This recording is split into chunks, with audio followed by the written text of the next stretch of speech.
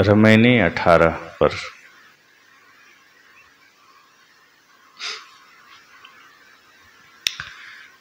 इसमें साहब ने विशेष जोर दिया है कि जो मन में, चित्त में जो संशय चल रहा है, उस संशय को मिटाना है।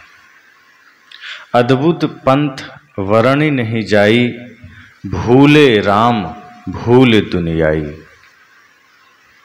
जो चितहु तो चितहु रे भाई, नहीं तो जीव जम ले जाई। शब्द न माने कथय ज्ञाना, ताते जम दियो है थाना। संशय सावज बसे शरीरा, तिन खायो अनबेधा हीरा। संशय सावज शरीर में, संगहि खेल जुआर। ऐसा घायल बापुरा, जीवहि मारे झार। साहब कहते हैं अद्भुत पंथ वर्ण नहीं जाई। अद्भुत अर्थात अद्भुत पंथ वर्ण नहीं जाई। संसार में विचित्र संप्रदाय हैं जिनका वर्णन करना कठिन है। भूले राम भूल दुनियाई, उनमें पढ़कर लोग राम को तो भूल ही जाते हैं, संसार की व्यवहारिकता को भी भूल जाते हैं। साहब कहते हैं अद्भुत पंथ वरण ही नहीं जाई, कि इस संसार में ऐसे ऐसे अद्भुत पंथ हैं जिसे देख करके आश्चर्य होता है। ऐसे ऐसे मत पंथ, ऐसे ऐसे संप्रदाय जहां जिसे देखता हूं तो आश्चर्य होता है, हैरानी होती है। क्योंकि ऐसे ऐसे मतपंथ के लोग हैं जो राम को ही भुला दे रहे हैं। वो दुनियादारी की चर्चा तो करते हैं, लेकिन जो अपना चेतन राम है, जो अपना निज तत्व है, स्वरूप राम है, उसी को भुला देते हैं। और स्वाभाविक है, संसार में हमें सब कुछ याद रहता है। एक आदमी बाहर की हर चीजों का हिसाब रख लेता है, लेकिन अपने आप का चिंतन नहीं करता, स्वयं का हिसाब नहीं रखता, अपनी समीक्षा नहीं करता। ज्ञान याद नहीं है, भक्ति याद नहीं है, प्रेम याद नहीं है। जीवन में अच्छाई धारण करनी है, इसका ध्यान ही नहीं है।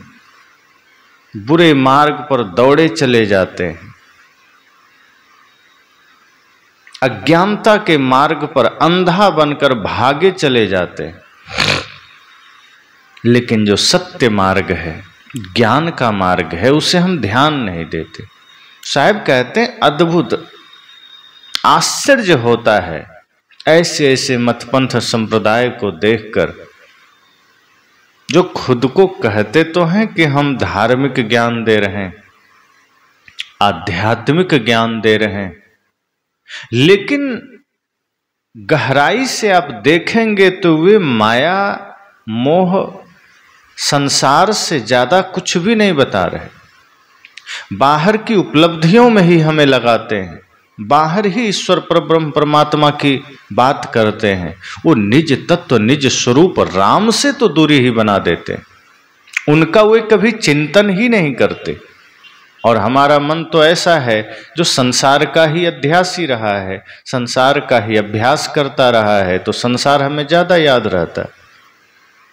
धन याद है, पद याद है, परिवार याद है, मित्र याद है, प्रतिष्ठा याद है, लेकिन हम राम को भूल जाते हैं।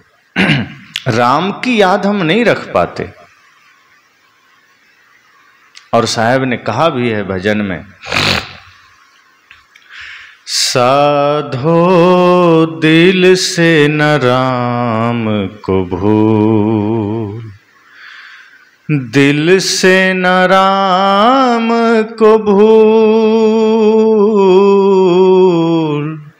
साधो दिल से न राम को भूल, स्याही गई सफेदी आई, स्याही गई सफेदी आई, चलना है बड़ी दूर,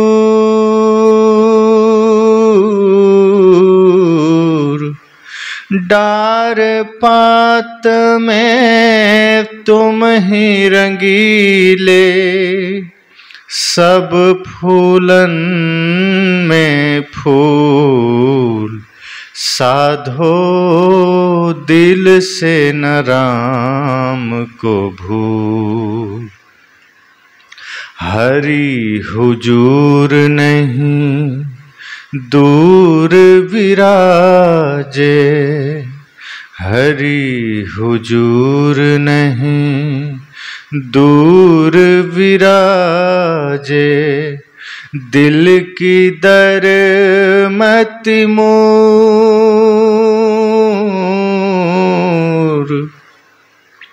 कहत कबीर सुनो भाई साधो, कहत कबीर सुनो भाई साधो, आप ही आप हुजूर, साधो दिल से न राम को भूल, दिल से न राम को भूल, साधो दिल से न राम को भूल, साधो दिल से न राम को भूल। साहब इस पद में कहते हैं कि दिल से राम को न भूलो, लेकिन संसार के लोग क्या करते हैं? भूले राम भूल दुनियाई। साहब याद दिलाते हैं कि दुनिया भूल जाओ कोई बात नहीं, संसार का ख्याल छूट जाए कोई बात नहीं, एक बार को रिश्ते नाते विस्मृत हो जाए कोई बात नहीं, लेकिन राम को मत भूल जाना, अपने निज तत्व को मत भूल जाना, चेतन को मत भूल जाना। अगर राम को भूल गए तो समझना सब चला गया, संसार भूल गए तो कुछ नहीं गया, क्योंकि एक दिन वो भूलना ही है। जिस संसार के पीछे तुम भाग रहे हो, साहब कहते हैं वह संसार तो एक दिन ऐसे भी छूटना ही है, वह संसार तो एक दिन ऐसे भी विनसना ही है, बिखरना ही है। यह मन में हमें हो कि नहीं संसार सदा साथ देगा, दुनिया सदा साथ देगी। साहब कहते हैं ना ना ना, इस गफलत में मत रहना, इस नासमझी में मत रहना। साहब कहते हैं कि आदमी राम को तो भूलता ही है, साथ साथ व्यवहारिक ज्ञान को भी भूल जाता है। भूल दुनियाई। ऐसे आडंबरी पंथ, ऐसे आडंबरी संप्रदाय देखकर हमें आश्चर्य होता है कि सामने मौत खड़ी हो और आदमी माया में लगा है, मृत्यु सिर पर नाच रही है और ज्ञान उसे सांसारिकता का दिया जा रहा है। कदम कदम पर जहां मृत्यु तांडव कर रही हो, कदम कदम पर जहां मृत्यु नृत्य कर रही हो, आदमी मृत्यु के नाम मात्र से उदास हो जाता है, कांप जाता है। साहब कहते हैं जेहि मरने को जग डरे मेरो मन आनंद। मृत्यु का नाम सुनते ही लोग कंपित हो जाते हैं, हाड़ कांपने लगते हैं, क्योंकि इस धरती पर सबसे बड़ा भय मृत्यु का भय है, अन्य सारे भय उसके पीछे हैं। कोई कुछ भी करे, मृत्यु से आदमी को डर लगता ही लगता है। साहब कहते हैं अरे डरना किस बात का, जिस शरीर को लेकर तुम दौड़ रहे हो वो शरीर तुम्हारा है क्या जिसे बिछोड़ने का डर है तुम्हें? जिस शरीर को तुम इतना सजा रहे हो वो शरीर तो है ही प्रकृति का, और जिस हेतु से यह शरीर तुम्हें मिला, अगर वो काम तुमने नहीं किया तो प्रकृति इसे वापस ले लेगी। हालांकि ऐसा नहीं है कि इस शरीर से जो काम कर दिया तो वापस नहीं लेगी, काम कर देंगे तो भी वापस लेगी, नहीं किया तो भी लेगी, लेकिन दोनों में फर्क है। अगर शरीर पाने का उद्देश्य पूरा कर लिया, शरीर पाने का अर्थ पूरा हो गया, तो शरीर वापस मृत्यु नहीं लेगी, आप स्वयं दे देंगे कि लो इसका काम हो गया। लेकिन यदि माया में लिपटे रहे, अज्ञानता में लिपटे रहे, तो काम तो होगा नहीं, मृत्यु छीन लेगी। तो दोनों ही अर्थों में मृत्यु तो शरीर की होगी, लेकिन साहब कहते हैं फिर फर्क हो जाता है। और फिर जब काम ही नहीं किया, संसार में ही डूबे रहे, तो मृत्यु से डरते क्यों हो? वो तो होना ही है। और स्वाभाविक है, जब हम संसार में डूबे हैं इसलिए डर भी लगता है, क्योंकि हम शरीर से ऐसा कोई काम कर ही नहीं पाए, शरीर को हम समझ ही नहीं पाए, शरीर से हमने कभी अपने आप को अलग कर ही नहीं पाया, इसलिए शरीर छूटने का भय होता है। साहब कहते हैं मृत्यु के नाम से तुम कंपते हो, उदास होते हो, और मेरो मन आनंद। मृत्यु की बात आ जाए तो साहब कहते मैं मुस्कुराता हूं, मैं हंसता हूं, कि क्या डरना मृत्यु से, ये तो होगी, लेकिन तुम्हारी नहीं होगी, तुम्हारे शरीर की होगी। और जब तुम्हारी नहीं होगी तो तुम डरते ही क्यों हो? तुम ये समझो कि यह शरीर रूपी वस्त्र तुम्हें मिला है कुछ काम करने के लिए, कुछ उद्देश्य पूरा करने के लिए, वो तुम पूरा नहीं कर रहे हो, तो फिर तुम्हारे पास इस शरीर को ज्यादा देर रखने का तात्पर्य क्या है? इसलिए मृत्यु छीन लेगी, वापिस ले लेगी। और बिना काम के अगर तुमने शरीर लौटा दिया, अर्थात शरीर तुमसे छिन गया, तो तुम अनादि काल तक न जाने फिर 84 के कितने चक्कर लगाओगे। इसलिए साहब कहते हैं मृत्यु से डरो मत, राम की याद करो।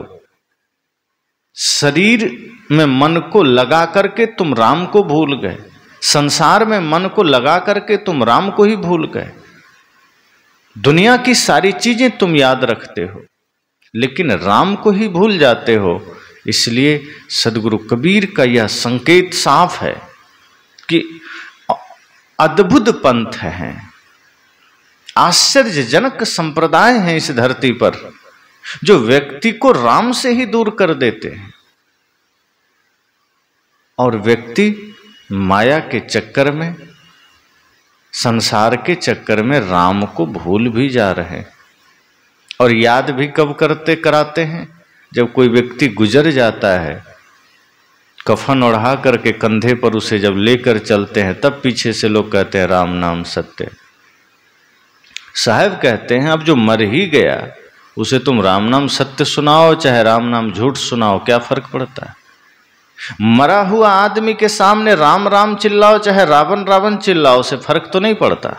हाँ, उस राम नाम के सत्य की ध्वनि को सुनकर शायद तुम चेत जाओ, शायद तुम्हारे भीतर कोई परिवर्तन आ जाए, लेकिन कुछ क्षण के लिए आ जाता है। अर्थी को कंधा देने वाला आदमी कुछ देर के लिए वैरागी बन जाता है कि सब मोह माया है, सब झूठ है, सब बेकार है, लेकिन जैसे ही घर आता है फिर उसी माया में उलझ जाता है, उसी संसार में उलझ जाता है। फिर धर्म कर्म सब बेकार, फिर उसी धन के पीछे भागने लगता है, फिर मेरे तेरे के चक्कर में पड़ जाता है, फिर भाई भाई से विवाद, पड़ोसी पड़ोसी से विवाद, फिर माता पिता का अनादर, सात्विक कार्यों से स्वयं की दूरी। साहब कहते हैं कि ऐसे मतपंथ के लोग हैं जो राम को ही भुला दे रहे हैं, जो निज स्वरूप से ही दूर कर दे रहे हैं। और इसका कारण यह है कि जब हम राम से दूर होते हैं तो हम निहायत ही संसार में लिपट जाते हैं, बिल्कुल गहराई से संसार में उलझ जाते हैं, और संसार में इतने गहरे उलझ जाते हैं कि कदम कदम पर भयभीत होते हैं, डरते हैं, घबराते हैं, चिंतित होते हैं। इसलिए साहब कहते हैं कि भूले राम, तुम राम को भूल गए। और इतना ही नहीं कि सिर्फ राम को भूले हो, भूली दुनियाई। दुनियाई मतलब संसार का सामान्य व्यवहार, कि भाई के साथ कैसे रहना है, पड़ोसी से कैसे रहना है, माता पिता के साथ किस तरह का व्यवहार निभाना है, पत्नी के साथ कैसे रहना है, पत्नी को पति के साथ कैसे रहना है, पुत्र के साथ कैसे रहना है। साहब कहते ये सब तुम भूल जाते हो, इतना भी ध्यान नहीं रहता कि राम को भी याद रखना है, राम का भी स्मरण करना है और व्यवहारिक ज्ञान भी रखना है। भाई से भी प्रेम रखो, फिर तुम्हारा धर्म करने का क्या अर्थ है? तुम लाख मंदिर जाओ, तुम मस्जिद जाओ, गिरजाघर जाओ, गुरुद्वारे में जाओ, और यदि तुम्हारा प्रेम अपने ही भाई से नहीं है, अपने ही पड़ोसी से नहीं है, तुम उसे अपना दुश्मन मान रहे हो, साहब कहते हैं फिर तुम राम की पूजा भी कर लो तो क्या हो जाए? फिर तुम मंदिर मस्जिद के चक्कर भी लगा रहे हो तो क्या कर रहे हो? क्योंकि पत्थर की मूर्ति से तुम्हें प्रेम है और जिंदा भगवान से तुम नफरत कर रहे हो, घृणा कर रहे हो। तुम्हारा व्यवहार ही बिगड़ जा रहा है। तो जब सामान्य संसार के लोगों के साथ ही तुम्हारा व्यवहार नहीं है,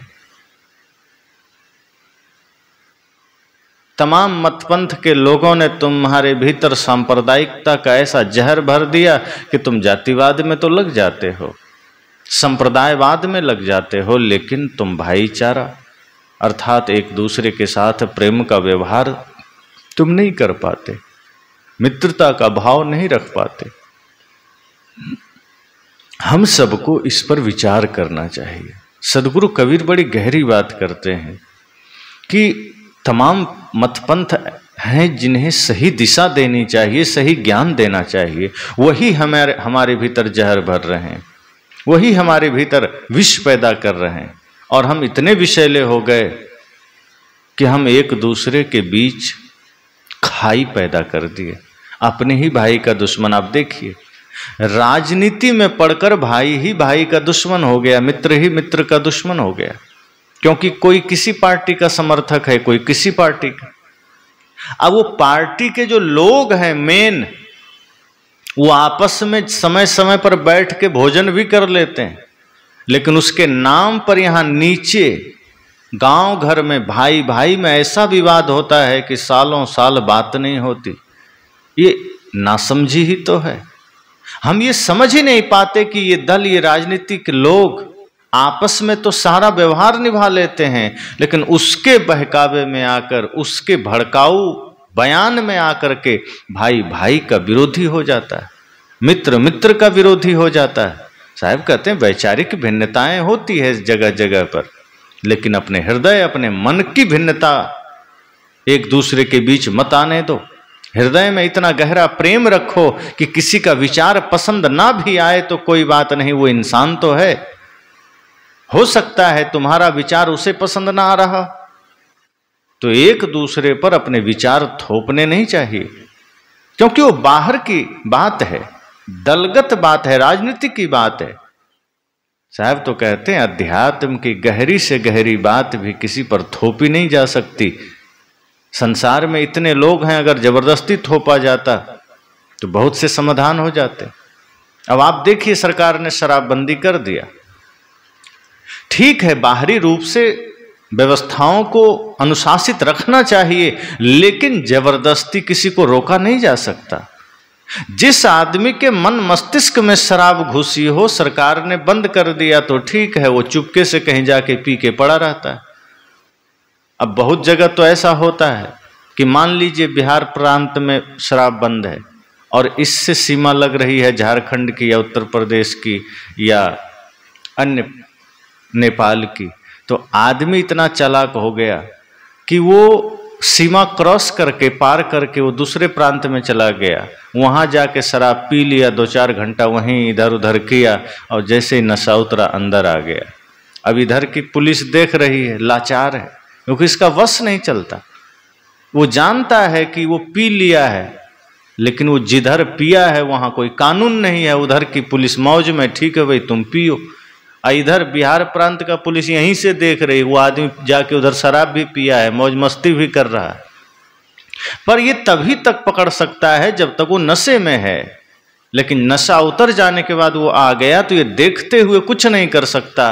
और आदमी ऐसा पागल है कि वो दूसरे तरफ जा करके पुलिस के ही सामने पी करके वहीं से चिढ़ाता भी है पुलिस को कि देखो उधर हैं तभी तक तुम मेरा कुछ कर सकते हो, जब मैं दूसरे सीमा में आ गया तुम मेरा कुछ नहीं कर सकता। तो जब भीतर ही कोई जागृति नहीं है तो बाहर से तुम कितना थोपोगे किसी पर।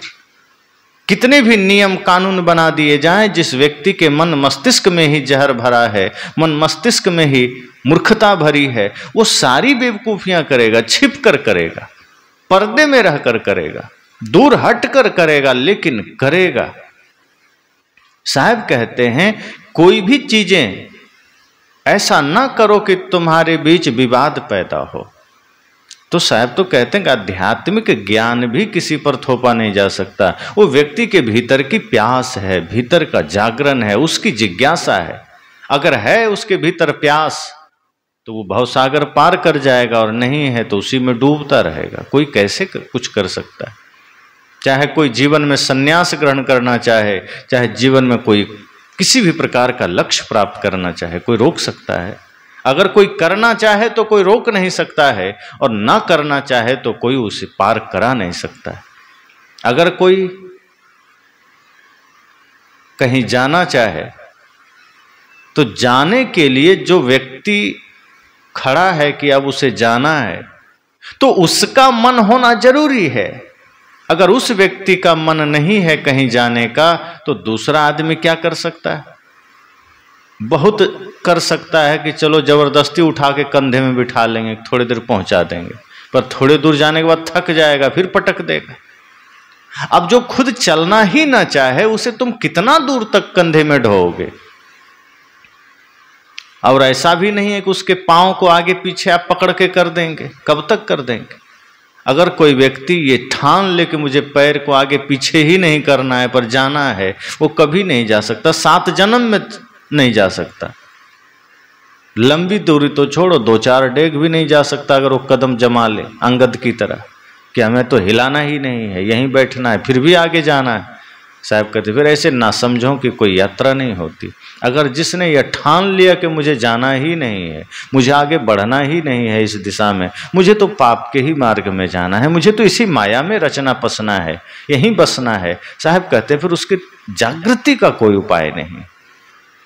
तो हमारा कोई भी विचार जबरदस्ती थोपा ना जाए, क्योंकि जब भी कोई बातें हम किसी पर थोपते हैं वो व्यक्ति फिर, अगर आप ताकतवर हैं तो हो सकता है डर से मान लेगा, लेकिन अगर आप ताकतवर नहीं हैं तो वो नकार देगा, मजाक बना के चल देगा। और यदि आप ताकतवर हैं, मान भी लिया तो पीछे बुराई करेगा और पीछे से और ज्यादा बुरे काम करेगा।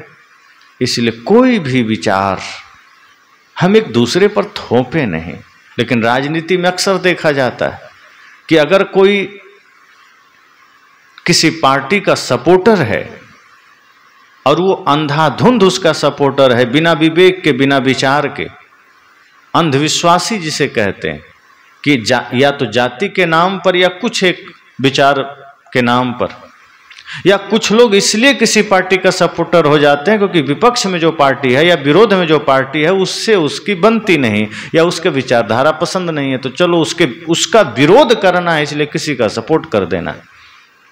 तो कुछ लोग जाति के नाम पर कर देते हैं, कुछ लालच में कर देते हैं, कुछ लोग और कुछ कारण छोटे मोटे होते हैं, और वो इतनी जड़ता में आ जाते हैं कि वो दूसरे को भी समझाने की चेष्टा करते हैं कि नहीं यही ठीक है, तुम जो कर रहे हो गलत है, तुम जिसको मान रहे हो गलत है, और फिर वही काम सामने वाला करने लग जाता है। फिर दोनों में विवाद हो जाता है, फिर पड़ोस में रहकर ही एक दूसरे का विरोधी बन जाता है। इसलिए साहब कहते हैं कि सांप्रदायिकता का जहर मन में भर करके ये नासमझी करना ठीक नहीं है। इससे तुम संसार की व्यवहारिक ज्ञान को भी भुला दे रहे हो, इससे तुम दुनिया के सामान्य व्यवहार भी तुम भुला दे रहे हो, और ये गलत बात है। राम को तो भूल ही गए, अपने निज स्वरूप चेतन को तो भूल ही गए, अपने आप को तो भूल ही गए, इसका तो ख्याल ही नहीं किया। दुनिया में सब कुछ याद रहा, सब कुछ को ध्यान रखा, नौकरी ध्यान है, धन ध्यान है, दफ्तर जाना ध्यान है, बिजनेस ध्यान है, हर चीज ध्यान है, कपड़े खरीदना ध्यान है, फैशन ध्यान है, दुनिया के सारे ऐश्वर्य का ध्यान है तुम्हें। साहब कहते हैं बस जो ध्यान रखना था उसे ही भूल गए, राम को ही भूल गए। तो राम को भी भूल गए, जिसे याद करना था, जो सदा काम आएगा, जो जन्म जन्मांतर तक कभी छूट नहीं सकता, उस राम को भूल गए। और जो इसी जन्म में कभी भी किसी भी क्षण छूट सकता है, उस संसार को याद रखा, उसके पीछे भागते रहे। तो सदगुरु कबीर कहते हैं, अद्भुत पंथ वरन नहीं जाई, भूलि राम भूलि दुनियाई। कि ऐसा संसार में ऐसे ऐसे अद्भुत आश्चर्यजनक मतपंथ भी हैं जहाँ लोग बैठ करके संसार के लोगों को अपने स्वरूप ज्ञान से ही विमुख कर दे रहे हैं, जो ऐसी शिक्षा दे रहे हैं कि व्यक्ति दुनियादारी में ही लीन हो जाए, पेड़ पहाड़ में ही लीन हो जाए, अपने आप से भिन्न हो जाए। और इस तरह से आदमी सिर्फ राम को नहीं भूलते, वो दुनियादारी के व्यवहार को भी भूल जाते हैं, आपसी प्रेम को भी भूल जाते हैं, सद्भाव को भी भूल जाते हैं, मित्रता के भाव को। एक पिता के प्रति हमारा क्या दायित्व है, हम इसे भूल गए। एक पिता का पुत्र के प्रति क्या दायित्व है, हम इसे भूल गए। ये छोटी बात नहीं है। हम अपने महापुरुषों को पढ़ते हैं, उनको सुनते हैं, शास्त्रों में उनको पढ़ते हैं। आप देख लीजिए, एक भी महापुरुष, एक की भी जीवनियां उठा के पढ़ लीजिए, सबने माँ बाप का सम्मान किया, श्रद्धा से सेवा किया, आदर किया, गुरु का सम्मान किया, दीन दुखी असहाय लाचार की सेवा की। और हम उन्हीं महापुरुषों की पूजा करके अपने माँ बाप से विमुख हो रहे हैं। इसी सावन माह में शिव की पूजा करने वाले आपको लाखों मिल जाएंगे, लेकिन जो जिस शिव को जगत पिता मानकर पूज रहे हैं लोग, अपने ही पिता को दो चार गालियां देकर आ जाते हैं, अपने ही पिता को एक गिलास पानी देने को राजी नहीं। अगर आपको अपने ही पिता में जगत पिता का दर्शन ना हुआ, शिव का दर्शन ना हुआ, तो आप शिव के द्वार पर क्या करने जा रहे हो? इसका मतलब आप अंधे हैं। अगर अपने पिता में शिव दिखाई न दिया तो मंदिर में तुम्हें शिव दिखाई देगा, ये ढोंग के सिवा और कुछ भी नहीं। जिस देश में शिव को जगत पिता माना जाए और उसी देश में अपने ही माता पिता को दर दर ठोकरे खाने को मजबूर किया जाए, वृद्धाश्रम में जाना को मजबूर किया जाए, साहब कहते हैं यही तो तुम्हारी नासमझी। और यही तो बताया जा रहा है कि अपने से भी अलग कहीं परमात्मा है, उसको मानो। माता पिता गुरु के प्रति हम अपने दायित्वों को भूल रहे हैं, और ये कहीं ना कहीं इसमें तमाम मतपंथ संप्रदाय दोषी हैं। भाई के साथ कैसा व्यवहार करना है, हम इसे भूलते चले जा रहे हैं। हम अपने महापुरुषों को पढ़ते हैं, हमें पता चलता है कि जो भी महापुरुष हुए, अपने भाई अपने मित्र के प्रति कितने सजग हुए, कितने जिम्मेदार हुए। उन्होंने इतना ही जाना कि संसार तो व्यवहारिक पूर्ति के लिए, हमारे यात्रा के लिए सहयोगी है संसार, लेकिन मंजिल नहीं है। और प्रेम हमारे जीवन का आधार है, करुणा हमारे जीवन का आधार है, सत्य हमारे जीवन का आधार है, अहिंसा हमारे जीवन का आधार है। और हम इससे मुक्त हो गए, हम इससे छोड़ दिए, निराधार हो गए। काम क्रोध लोभ मोह छल कपट हमारे जीवन में है। तो भाई होने का दायित्व हम नहीं निभा पाते, पिता होने का नहीं निभा पाते, पुत्र होने का नहीं निभा पाते, मित्र होने का नहीं निभा पाते। सब जगह हमने व्यवहार बिगाड़ लिया। एक ही परिवार में 3 भाई है, तीनों जब बचपन में रहते हैं तो प्रेम में रहते हैं, एक ही साथ भोजन करते हैं, एक साथ विद्यालय जाते हैं, एक साथ खेलते हैं। पर जैसे जैसे बड़े होते हैं, जैसे लोग कहते हैं कि अब तो होश हो गया, अब तो बड़ा हो गया, जैसे जैसे बड़ा हुआ वैसे वैसे वो और ज़्यादा नासमझ हो गया। अपने ही भाई से विरोध, 1-1 इंच जमीन के लिए अपने ही भाई पर मुकदमा, साहब कहते हैं तुम सांप्रदायिक हो जाते हो, तुम तमाम मत पंथ में जाकर के भी अगर तुम्हारे भीतर प्रेम जागृत न हुआ, सत्य जागृत न हुआ, ज्ञान जागृत न हुआ और तुम दुनिया के सामान्य व्यवहार को ही भूल गए, तो फिर समझना कि तुमने सब कुछ खो दिया। भूले राम भूले दुनियाई। हम इस तरह से अपने जीवन में इस सब कुछ भूले चले जाते हैं। किसी के साथ हम अच्छा व्यवहार ही नहीं कर पाते, सदैव नफरत और घृणा, हर जगह यही देखने को मिलता है। एक इंसान इंसान के लिए खड़ा हो जाए ये देखने को नहीं मिलता। स्वार्थ इतना बढ़ गया, संसार की कामना इतनी बढ़ गई कि हम बिना लोभ लालच के कोई काम ही नहीं करते। जहां देखो छोटे से बड़े, ऐसा नहीं कि कोई गरीब है तो वो अत्याचार नहीं कर रहा। गरीब है तो वो अपने स्तर का अत्याचार कर रहा है, अमीर है तो वो अपने स्तर का अत्याचार कर रहा है, भ्रष्टाचार कर रहा है, नासमझी कर रहा है। हर कोई अपने अपने जगह पर नासमझी किए चले जा रहा है। किसी के भीतर ये चेतना नहीं जगती कि ये संसार भगवान का ही तो रूप है, समस्त जीवों में परमात्मा का ही निवास है। हम सबके प्रति प्रेम, मैत्री, करुणा का व्यवहार से जिएं। जहाँ जो दायित्व हमें मिला है, जो भी हम काम कर रहे हैं, इतनी ईमानदारी, इतनी निष्ठा से करें कि हर किसी में हमें शिव का दर्शन हो जाए, हर किसी में हमें राम का दर्शन हो जाए। जो वाजिब मेहनत है हम उसके अनुसार ही फल प्राप्त करें, अधिक की कामना हमें कहीं नरक में न डुबा दे। इसलिए साहब कहते हैं कि हम सामान्य व्यवहार को भी भूल गए और ये सांप्रदायिकता का जहर का फल है। यही हमें जातिवाद में ढकेलता है। हम तमाम धर्मगुरु हमें इतने सांप्रदायिक बना देते हैं कि जगह जगह दंगे हो जाते हैं, चाहे वो मौलवी हो, चाहे वो कोई दूसरा धर्मगुरु पादरी हो, चाहे हिंदू समाज का कोई ठेकेदार बैठा हो। हमारे मन मस्तिष्क में ऐसा जहर डालता है कि हम इंसान को ही मारने को उतारू हो जाते हैं और फिर व्यवहार कहाँ से टिकेगा।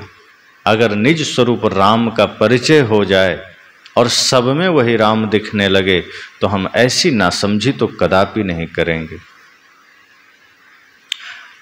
साहब कहते हैं कि जब हम राम को भूलते हैं तभी ये समस्या होती है। जब तक राम याद है, अपना चेतन स्वरूप याद है, जब तक हम अपने आप में हैं तो सब में हमें परमात्मा दिखाई देगा। लेकिन जब हम पत्थर में देखना शुरू कर देते हैं तो फिर हमें किसी में नहीं दिखता। फिर हम उसी पत्थर के सामने न जाने कितने अत्याचार करते हैं। इसलिए यह जरूरी है कि हमें निज में ही, स्वयं में ही राम को देखना है। यहाँ साहब राम शब्द से और राम की महिमा से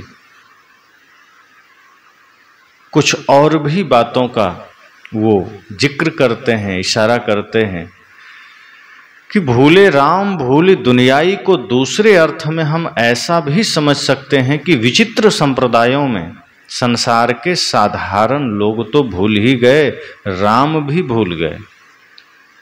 और यहाँ जिस राम की बात है वो निश्चय ही अयोध्याधीश श्री राम की बात है।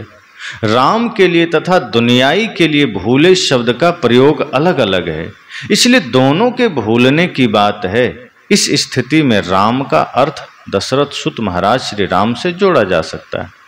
ऐसी स्थिति में निम्न प्रकार से विचार रखा जा सकता है। यहाँ साहब ने उसका कारण भी दिया है कि किस कारण से ऐसा भी कहा जा सकता है। यहाँ साहब ने कहा जड़ और चेतन को कभी अलग अलग मानना और कभी दोनों को एक ही मानना, यह अद्वैत ब्रह्मवाद का अद्भुत पंथ है। कभी जड़ को अलग मानना, कभी चेतन को अलग मानना और कभी दोनों को एक ही मानना। योग वासिष्ठ में लिखा गया है ब्रह्म ही जगत है और जगत ही ब्रह्म है। योग वासिष्ठ निर्वाण प्रकरण सर्ग 46 में है, आप देख सकते हैं। यहां जड़ चेतन का कोई निर्णय नहीं है। सांख्य और योग के ख्याल से तथा मानव के सहज विवेक से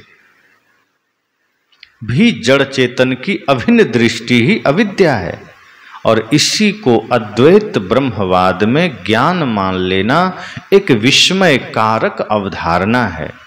योग वासिष्ठ जो 32,000 श्लोकों का ब्रह्मवादी ग्रंथ है, इसी मत का प्रतिपादन करता है।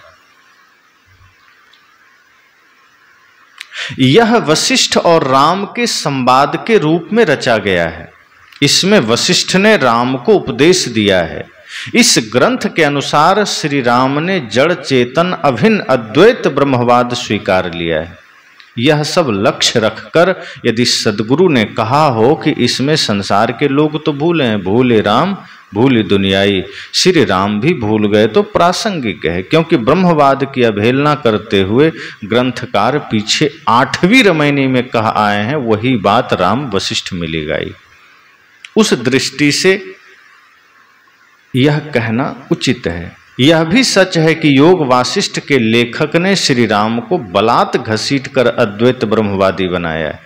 यह भी बात सही है कि जो योग वासिष्ठ के लेखक हैं, उन्होंने श्री राम को जबरदस्ती घसीटा है और उन्हें अद्वैत ब्रह्मवादी बनाया है, क्योंकि राम कथा के प्राचीनतम महाकाव्य वाल्मीकि रामायण में इसकी गंध भी नहीं है। साहब कहते हैं कि जिस अवधारणा को योग वासिष्ठ में दिया गया है, जो बातें योग वासिष्ठ में राम और वशिष्ठ की चर्चा के रूप में दिया गया, साहब कह रहे हैं कि यह चर्चा वाल्मीकि रामायण में कहीं भी नहीं है, गंध भी नहीं है।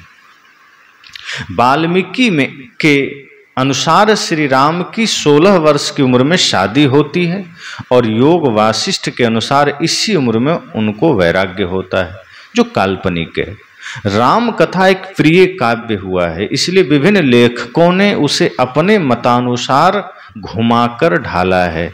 मूल वाल्मीकि रामायण को देखते हुए कहना पड़ता है कि चाहे योग वासिष्ठ के लेखक हों, चाहे अध्यात्म रामायण के लेखक हों, चाहे रामचरितमानस के लेखक गोस्वामी तुलसीदास जी हों, सभी ने मूल राम कथा के साथ भयंकर मनमानी की है और उसे इच्छा अनुसार घसीटा है, और जिसका जितना मन कहा है मूल राम कथा से हटकर नए नए प्रसंग जोड़े हैं।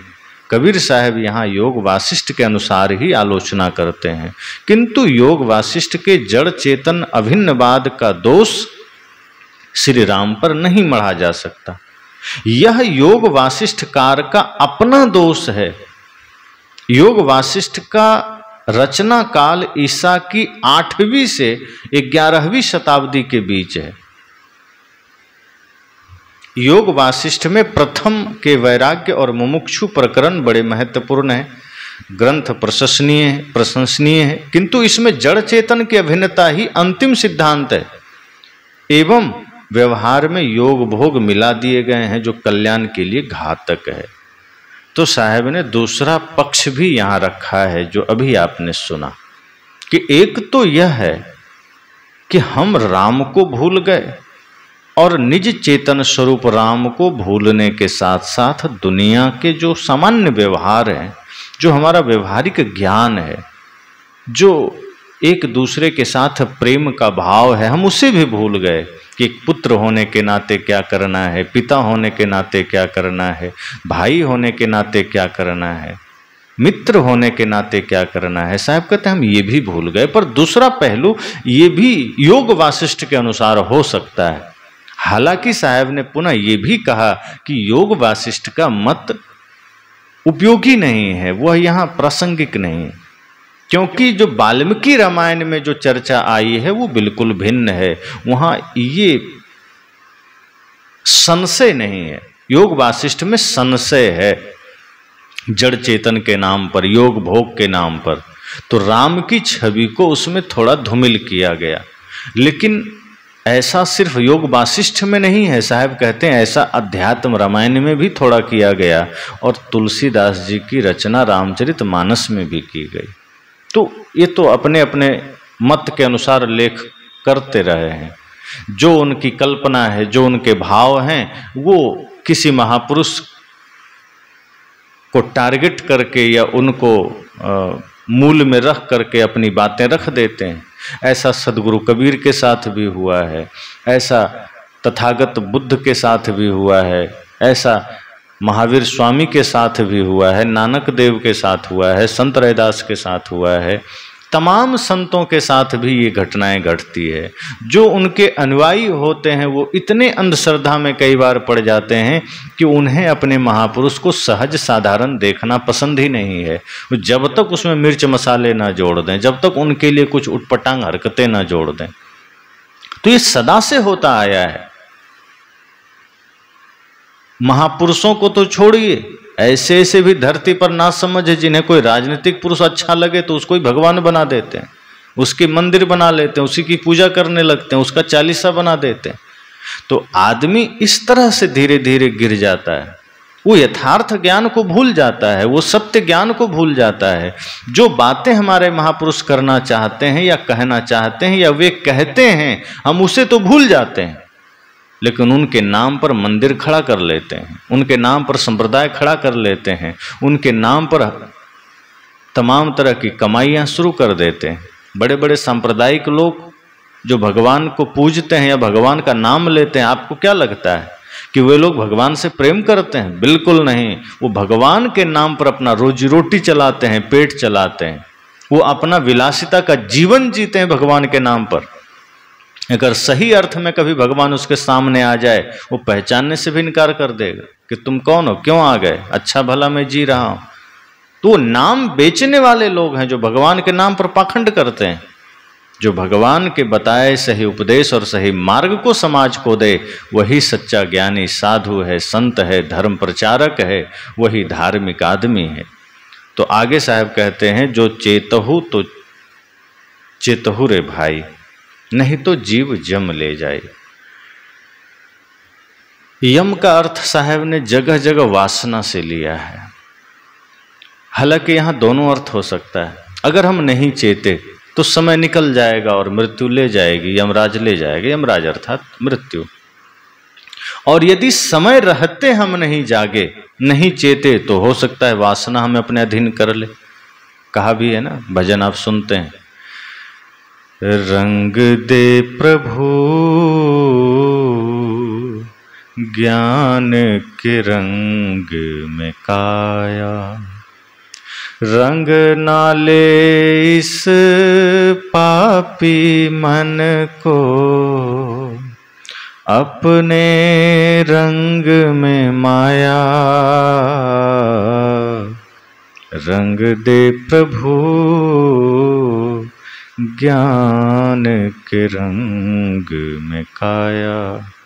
एक साधक क्या कहता है कि हे सद्गुरु, हे प्रभु, हे गुरुदेव, ज्ञान के रंग में मुझे रंग दो, क्योंकि ये संसार का रंग तो बड़ा खतरनाक है। आगे क्या कहता है, रंग ना ले इस पापी मन को अपने रंग में माया। का इतना देर मत कर दीजिए गुरुदेव अपना रंग चढ़ाने में, ज्ञान का रंग चढ़ाने में। अगर कहीं ज्ञान का रंग चढ़ाने में आपने देरी कर दी तो रंग न ले इस पापी मन को अपने रंग में माया, कि कहीं इस पापी मन को, इस चंचल मन को माया अपने रंग में न रंग ले।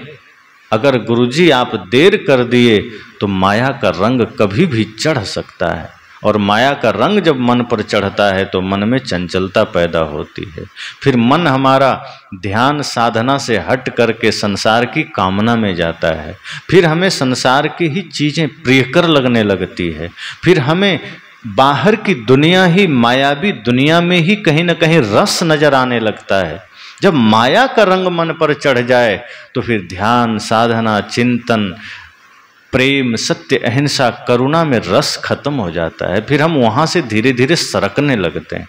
और ध्यान दीजिए, अगर संसार के तरफ मन झुकने लगा, अगर पद प्रतिष्ठा में मन चला गया, अगर संसार की किसी भी विलासिता में मन चला गया, भोग में चला गया, या फिर किसी भी प्रकार के ऐश्वर्य में मन चला गया, किसी भी वस्तु को देखकर मन चला गया कि मेरे पास होना चाहिए, साहब कहते हैं फिर आप सावधान हो जाइए, माया का रंग चढ़ना शुरू हो गया। ज्ञान का रंग रहेगा तो संसार से विरक्ति रहेगी। कोई कितना भी भोग मोक्ष लेकर आ जाए संसार का, कोई कितना भी विलासी वस्तुएं लेकर आ जाए, कोई कितना भी सुंदर चीजें तुम्हारे सामने लेकर आ जाए, साहब कहते हैं अगर मन पर ज्ञान का रंग चढ़ा है तो वो आपको मिट्टी के ही समान लगेगा। जब मन पर ज्ञान का रंग होगा तो एक तरफ कंकड़ हो एक तरफ हीरा हो तो दोनों आपके नजर में कंकड़ ही होगा, उधर आकर्षण नहीं होगा। यही बात साहब कहते हैं, जो चेतहु तो चेतहु रे भाई, समय रहते चेत जाओ, समय रहते जाग जाओ भाई, नहीं तो जीव जम ले जाई। नहीं तो क्या भरोसा कि गुरु के शरण में आए या गुरु के शरण में आने को सोच रहे हैं, या अभी नहीं आए और यमराज आपको उठा ले जाए। कल्याण के पथ पर लगने से पहले, जीवन का उद्देश्य पूरा होने से पहले मृत्यु ले जाए, या फिर हम यह कह सकते हैं कि ध्यान साधना का रंग मन पर चढ़े, धर्म के मार्ग पर हम चलें, भक्ति के मार्ग पर हम चलें, इससे पहले कहीं वासना अपने घेरे में ले लिया, कहीं वासना अपने लपेटे में ले लिया तो बड़ी मुश्किल हो जाएगी, फिर कोई बचा नहीं सकता। जब तक अपने भीतर एक पुकार ना उठे, अपने भीतर एक ख्याल ना उठे, फिर कोई रोक नहीं सकता, कोई बचा नहीं सकता। इसलिए साहब यहां कहते हैं कि ये जो वासना है यह पकड़ लेगा, अपने भीतर यह समेट लेगा।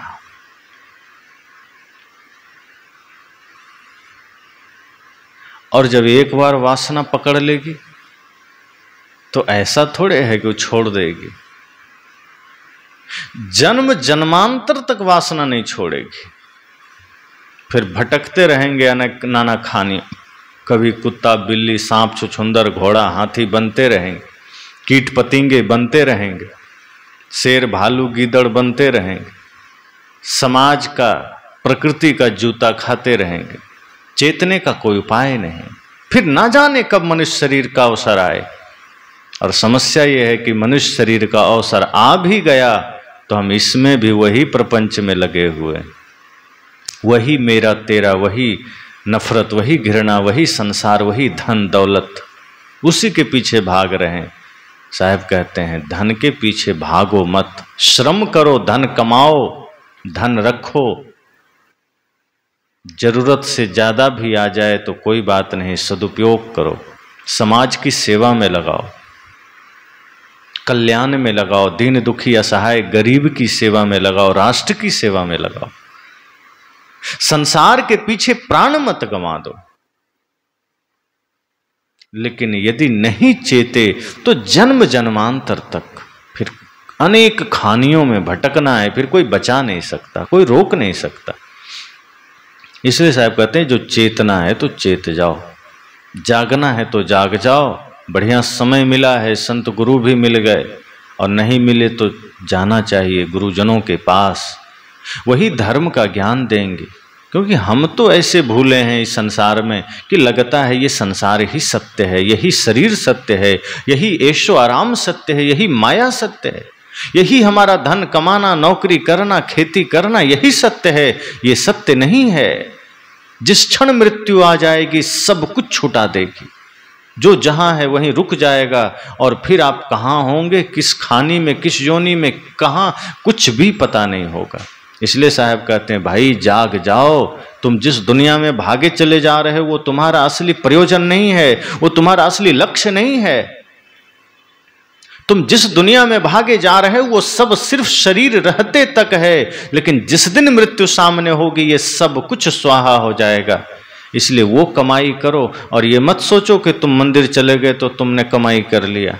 मंदिर जाने से तुम धार्मिक नहीं हो गए, बल्कि मंदिर में जो भगवान है उसे प्राणी मात्र में देखना शुरू कर दो तो तुम धार्मिक हो जाओगे। जीवों पर दया, माता पिता गुरु का सम्मान, श्रद्धा, आदर, भाई से प्रेम, पत्नी से प्रेम, बच्चों के प्रति सही पिता होने का फर्ज, और राष्ट्र सेवा में जिस दिन तुम मन को लगा लोगे तो समझ जाना कि हाँ तुम धार्मिक हो गए।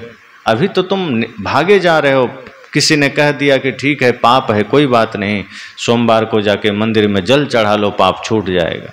तुम्हारे जल चढ़ाने से कोई पाप छूटता नहीं। लोगों ने कहा कि पाप तो छूटता ही होगा, क्योंकि हम जल चढ़ा दिए या तीर्थों में स्नान कर लिए। तो किसी ने गंगा से कहा कि लोग तुम्हारे भीतर आते हैं पाप धोने के लिए, तो क्या करते हो तुम, लोगों का पाप धो देती हो। गंगा ने कहा कि हम ही पापी हो जाएंगे अगर ऐसा कर देंगे, सबका पाप अगर हम ले लेंगे तो हम जी पाएंगे। तो क्या करते हो, कि हम सबका पाप समुद्र में छोड़ देते हैं। तो लोगों ने कहा चलो समुद्र से पूछते हैं।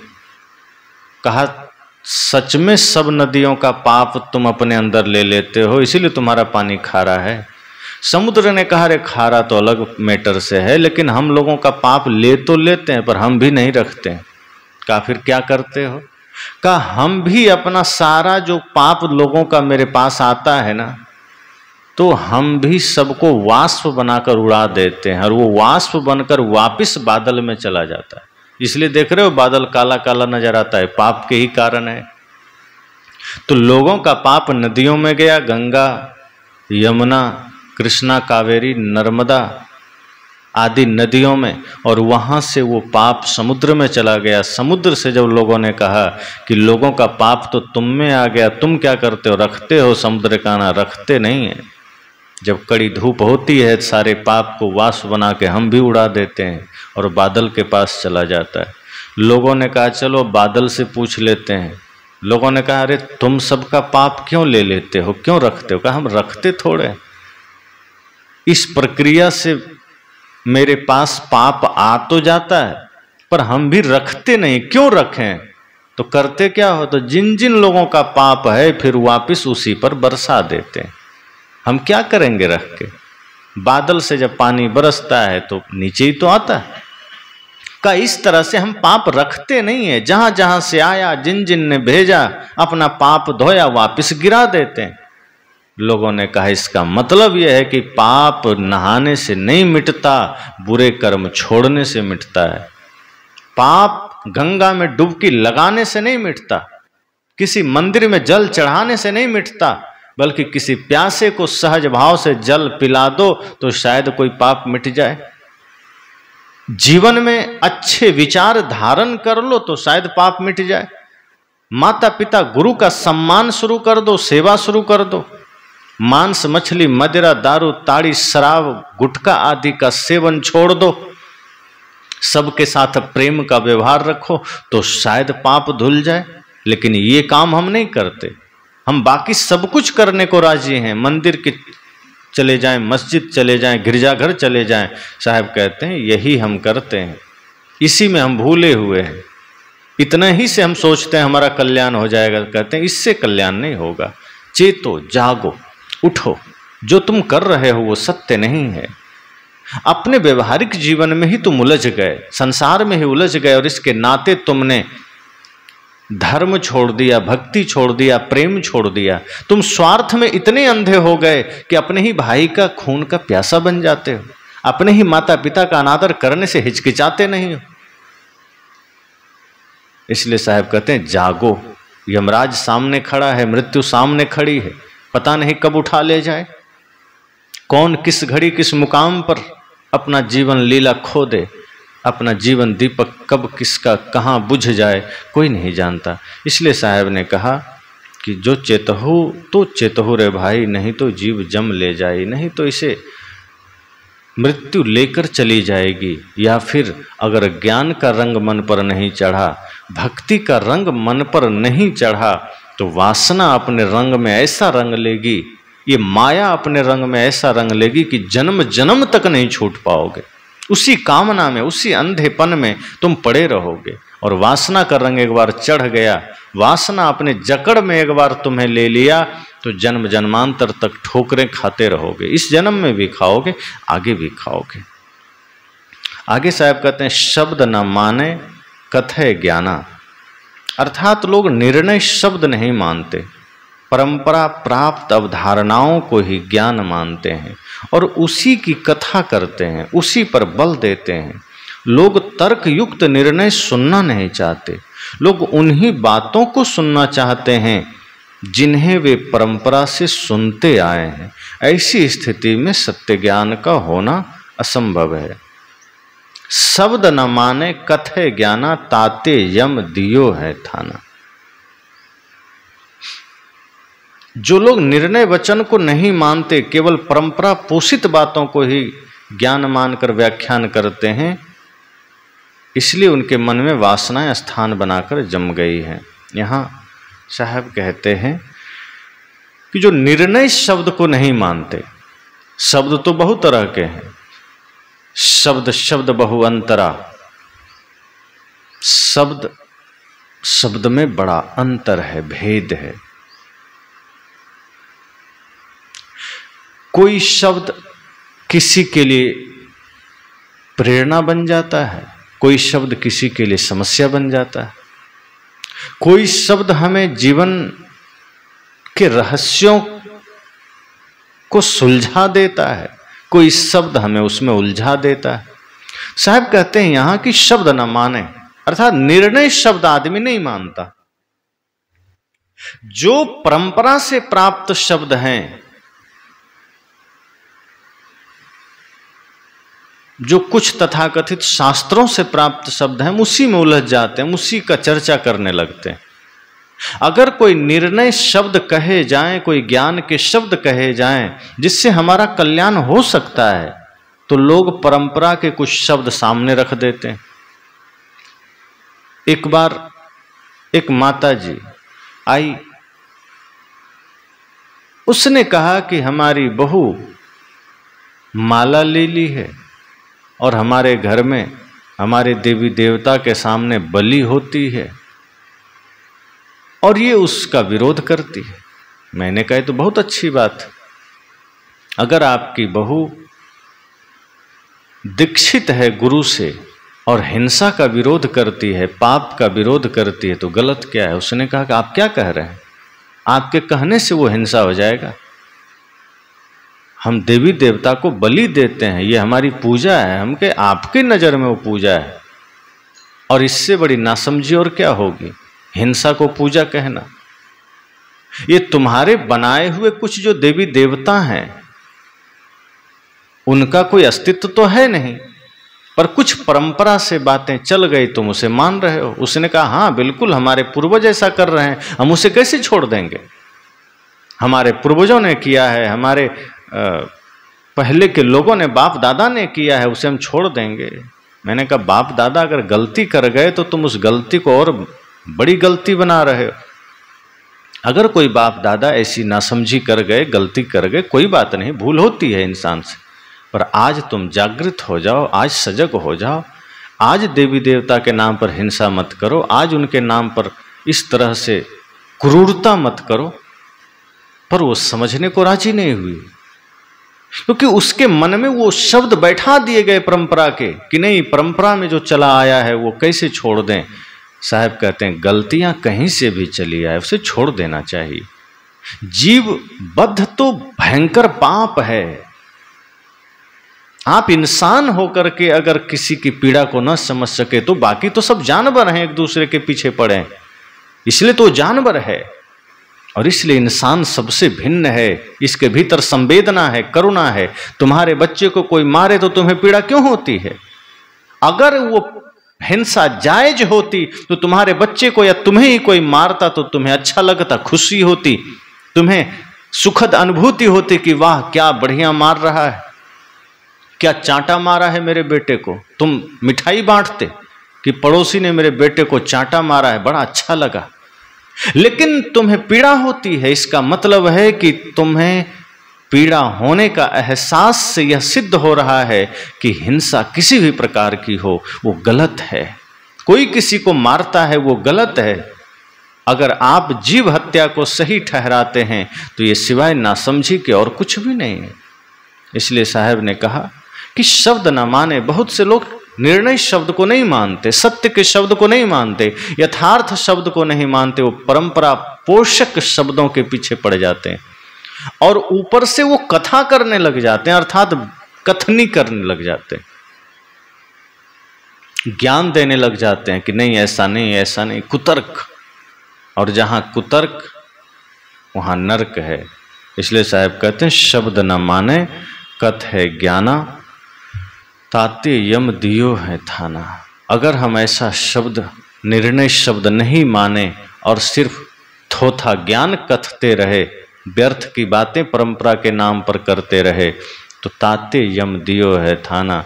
साहब कहते हैं फिर वो वासना में ही स्थान पाएगा, वह फिर नरक में ही स्थान पाएगा, वो फिर शांति का जीवन नहीं जी सकता, वो परमानंद का जीवन नहीं जी सकता, वो प्रेम का जीवन नहीं जी सकता, वो विकारों में ही स्थान पाएगा। नरक क्या है? जहां आसक्ति है, कामना है, क्रोध है, लालच है, ईर्ष्या है, द्वेष है, छल है, कपट है, जहां इन सब की आग जल रही है वही तो नरक है। साहब कहते हैं अगर तुम निर्णय ज्ञान को नहीं माने और परंपरा का कुछ थोथा ज्ञान को लेकर तुम बैठे रहे, कुतर्क करते रहे, तो ध्यान रखना नरक में जाओगे।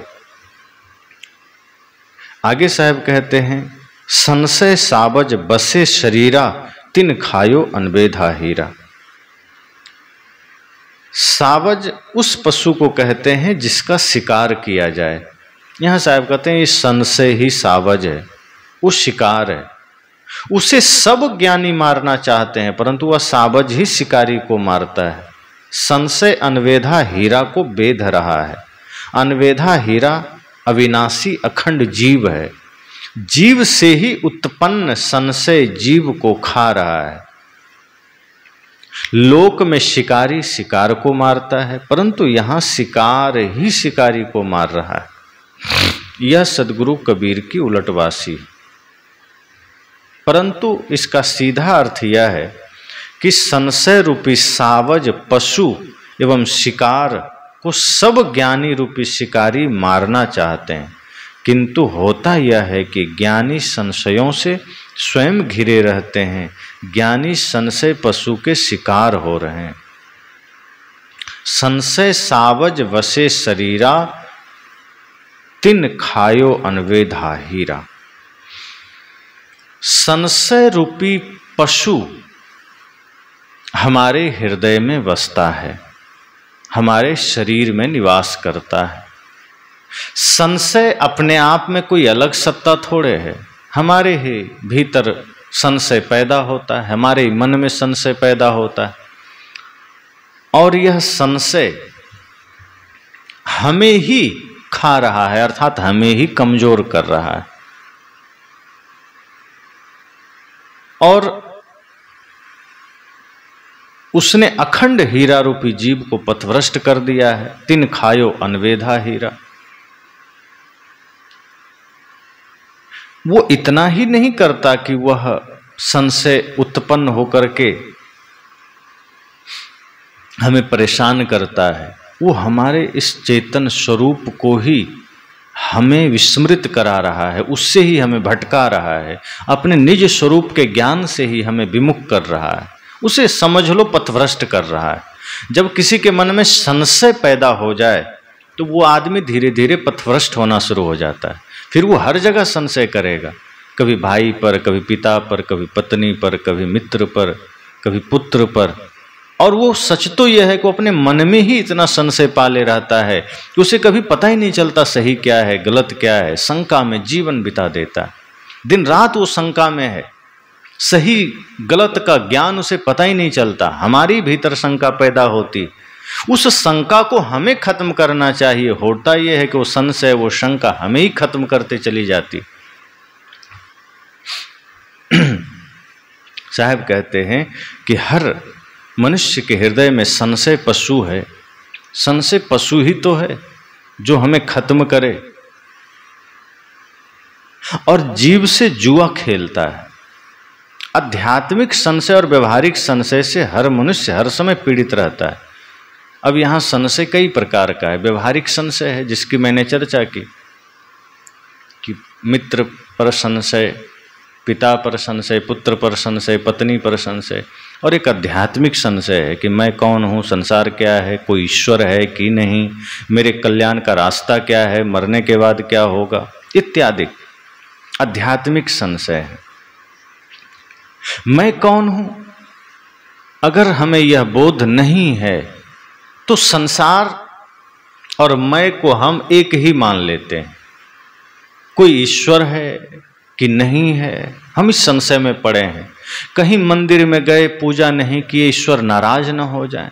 कहीं शनि देव की पूजा नहीं किए, शनि टेढ़ा ना हो जाए। कहीं किसी भगवान की उपासना नहीं किए तो भगवान क्रोधित ना हो जाए। किसी शास्त्र विधि से पूजा नहीं किया तो पूजा खंडित ना हो जाए। स्वर्ग मिलेगा कि मोक्ष मिलेगा, कैसे मिलेगा, कहाँ मिलेगा।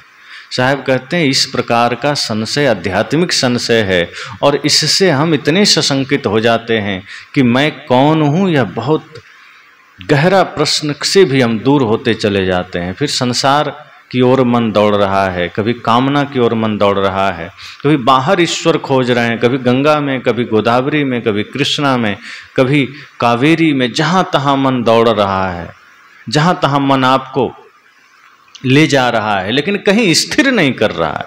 हर जगह शंका पैदा कर रहा है। इस मंदिर में मिलेगा मोक्ष, उस मंदिर में मिलेगा मोक्ष, इस दिन पूजा करने से मिलेगा स्वर्ग, एकादशी को, पूर्णिमा को, तमाम तरह की शंकाएं मन में पैदा हो रही है। और कोई कहता है ईश्वर है, कोई कहता है नहीं है, कहाँ है, क्यों है, कितना है, तमाम तरह के संशय। साहब कहते हैं सारे संशय को मारो, खत्म करो।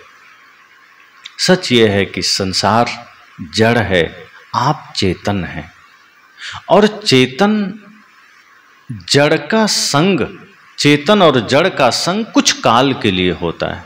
उस समय बहुत थोड़ा होता है, अल्प होता है। उसी की व्यवस्था में पूरा समय गंवा दिया तो समझना कि आपने हीरा गंवा दिया, आपने बहुत कीमती वस्तु समय गंवा दिया। यह मनुष्य शरीर ऐसा है कि एक तरफ शरीर है, एक तरफ चेतनात्मा है, दोनों का संगम जीवन हुआ। और कब यह संगम खत्म हो जाए, कब जीवन विराम हो जाए, कब जीव शरीर का त्याग कर दे, कौन जानता है। साहब कहते हैं इसलिए शंका में मत पड़िए और शंका से मुक्त होइए, नहीं तो यह शंका आपको पथभ्रष्ट कर देगा, कल्याण के मार्ग से तो डिगाएगा ही। व्यवहारिक जगत में भी हम डिगते चले जाएंगे, पथभ्रष्ट होते चले जाएंगे, क्योंकि फिर हम अच्छे बुरे की पहचान ही नहीं कर पाएंगे। और इसका परिणाम अक्सर यह होता है कि जब हम संशय में होते हैं तो हमारा कदम गलत मार्ग पर ही जाता है। संशय में जीने वाला आदमी सही मार्ग का चयन नहीं कर पाता, और जब हम सही मार्ग का चयन नहीं कर पाए, संशय में रह गए, तो मन सदैव नीचे की ओर बह जाता है, बुराइयों में, गंदगी में, पीड़ा में, नफरत में, घृणा में, पाप में। और इस भटकाव से, इस बिखराव से हमारे जीवन पर इतना गहरा बुरा असर पड़ता है कि हम भ्रष्ट हो जाते हैं। फिर मृत्यु आ जाती है, तब तक हमारे भीतर चेतना जगी नहीं होती है, तब तक हमारा ज्ञान जागृत नहीं होता। इसलिए साहब ने कहा कि यह जो भाव है मन में, ये संशय के भाव हैं। और इसी तरह से हम व्यवहारिक जगत में एक दूसरे के साथ संशय करते हैं कि कोई हमें धोखा तो नहीं दे रहा, कोई हमारे साथ छल तो नहीं कर रहा। इस तरह से सब पर संशय करते हैं, जिससे हमारा मन मस्तिष्क बोझिल होता है। तो साहब ने कहा संशय सावज बसे शरीरा, तिन खायो अनवेधा हीरा। यह संशय हमें पथभ्रष्ट कर रहा है, वो हमारे कीमती जीवन को नष्ट कर रहा है। आगे साहब कहते हैं संशय सावज शरीर में, संगहि खेले जुआर, ऐसा घायल बापुरा जीव ही मारे झार। मनुष्य जब तक अपने स्वरूप को नहीं पहचानता, अपने चरित्र को पवित्र नहीं करता, आत्मज्ञानी, आत्मविश्वासी और आत्म जीत नहीं होता, तब तक संशयों का शिकार होता है। जिस दिन व्यक्ति अपने स्वरूप को पहचान कर आत्मविश्वास पूर्वक मानवीय चरित्र की ऊंचाई पर पहुंच जाता है, उसके सारे संदेह समाप्त हो जाते हैं। दूसरे पर संदेह, संशय, भ्रम आदि का मूल अपने स्वरूप का अज्ञान तथा नैतिकता की कमी है। संशय सावज शरीर में, साहब कहते हैं संशय पशु शरीर में रहता है और जीव के साथ में जुआ खेलता है। जैसे कोई आदमी जुआ खेलता है तो कभी जीतता है, कभी हारता है, कभी कुछ दांव पर लगा देता है, कभी कुछ पा जाता है, कभी लुट जाता है। यह संशय रूपी पशु आदमी के साथ वही कर रहा है, जुआ खेल रहा है। कभी अच्छा दिखा देता है, कभी बुरा दिखा देता है, कभी किसी के प्रति धोखा का भाव जागृत कर देता है, कभी कुछ बढ़िया दिखा देता, कभी कुछ दिखा दिया, कभी कुछ दिखा दिया, यथार्थ से दूर कर देता है। कभी मंदिर में भगवान दिखा दिया, कभी नदी में दिखा दिया, कहीं पहाड़ में दिखा दिया। यह संशय व्यक्ति के साथ मानो जुआ खेल रहा है और आदमी इसमें ऐसा पड़ जाता है कि अपना सर्वस्व खो देता है। थोड़े थोड़े कहीं कुछ किरण दिखाई दिया लालच का, कहीं कुछ अच्छा दिखा, हम उस संशय की गहराई में और उतरते चले जाते हैं और धीरे धीरे अपना सर्वस्व खो देते हैं। सारी उम्र हम उसी संशय में गंवा देते हैं और जब हम अपना संपूर्ण समय, उम्र, प्राण उसी में गंवा दिए तो सब खो गया। उस साथ में हमारे साथ जुआ खेलते खेलते हमें ही खा गया। ऐसा घायल बापुरा जीव ही मारे झारे। साहब कहते जीव बेचारा अनेक चोटों से यूं ही आहत है और संशय पशु उसे और जलाकर मार रहा है। साहब कहते हैं ये जीव तो इस तरह से संशय में पड़ पड़ करके इस संशय पशु के चक्कर में ऐसे ही आहत हो रहा है। कभी माया के चक्कर में, कभी लोभ लालच के चक्कर में, कभी कामना के चक्कर में, कभी किसी चक्कर में, वासना के चक्कर में जीव कदम कदम पर आहत हो रहा है, घात सह रहा है।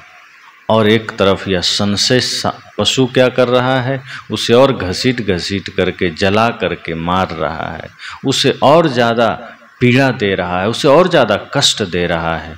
इसलिए साहब ने कहा कि हे भाई, अपने मन मस्तिष्क में जो संशय रूपी पशु है उसे खत्म कर दो, निश्चिंत हो जाओ, संशय रहित हो जाओ।